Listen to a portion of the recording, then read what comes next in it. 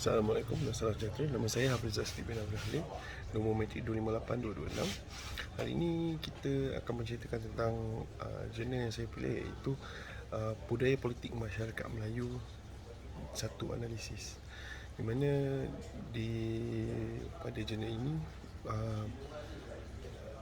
penulis menceritakan tentang bagaimana keadaan politik Melayu bermula daripada sebelum mereka sehinggalah sekarang.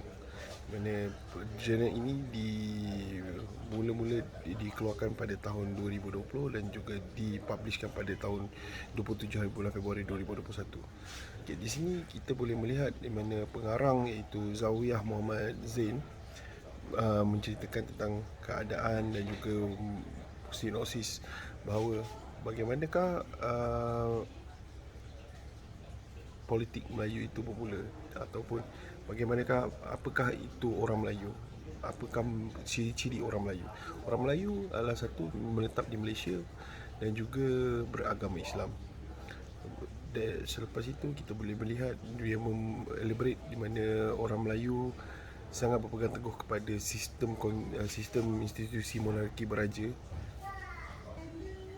Di sini dia menceritakan tentang bagaimana keadaan politikal sebelum mereka, selepas mereka dan juga hingga sekarang, di mana banyak memberi perubahan yang agak drastik di dalam politik Melayu.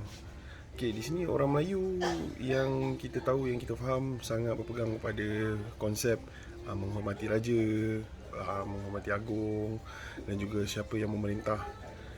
Dan semua itu berubah apabila start berlakunya pertumbuhan parti dalam PKR yang pandai lebih liberal, dan juga DAP, bergabungan antara DAP PAS pada tahun 2014, PRU yang ke-13, di mana memberikan kegoyahan kepada parti-parti Melayu lah, seperti UMNO, mana di parti gabungan ini memberikan impak yang kuat, mana menyebabkan kekalahan yang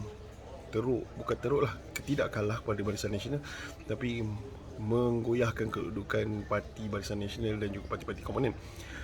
Selepas itu kita tengok pada PRU ke-14. Di sini yang menyebabkan tampuk pemerintahan Barisan Nasional jatuh dan juga bertukar kepada Pakatan Harapan, di mana yang dipimpin oleh tiga parti, iaitu Amanah, Amanah, DAP dan juga Keadilan atau PKR. Tapi selepas itu hanya bertahan selama 22 bulan. Kat sini kita boleh lihat pada masa itu kedudukan parti yang tidak kukuh, di mana Bersatu telah menarik diri daripada Pakatan Harapan dan membuat langkah syaratan yang menyebabkan pergolakan yang agak drastik dan menyebabkan campur tangan daripada Yang di-Pertuan Agong. Apa yang dibuat adalah kerana kuasa pemerintahan orang Melayu digugat oleh parti DAP lah, di mana kat situ kita boleh lihat mana DAP cuba untuk menidakkan bahasa Jawi, tulisan penggunaan bahasa Jawi, dan juga ingin merektifikasi ISET, di mana menafikan hak orang Melayu dan juga menghapuskan penindasan kaum. Tapi kita boleh lihat kalau di Malaysia ada penindasan kaum, kita tak ada kasta kaum di Malaysia, di mana kita sangat majmuk. Walaupun kita ada pemberontakan kaum pada tahun pada 13 Mei tahun 1969, itu pun selepas pilihan raya, di mana provokasi terjadi. Tapi apabila kita lihat pada zaman moden ini, sifat perkauman kita tidak seteruk seperti di negara-negara luar. Tapi kita diletakkan nombor 2 dalam dunia sebagai negara yang paling resis, kerana kita punya tampuk pemerintahan tidak pernah berubah daripada orang Melayu. Okay. Tapi kalau kita tengok negara-negara lain yang maju pun, tak pernah lagi ada perubahan Perdana Menteri. Semuanya daripada golongan kulit putih, ataupun negara-negara yang majoriti macam Jepun, masih lagi bangsa Jepun, Cina, dengan bahasa Cina. Tapi kenapa kita diambil sebagai negara yang resis?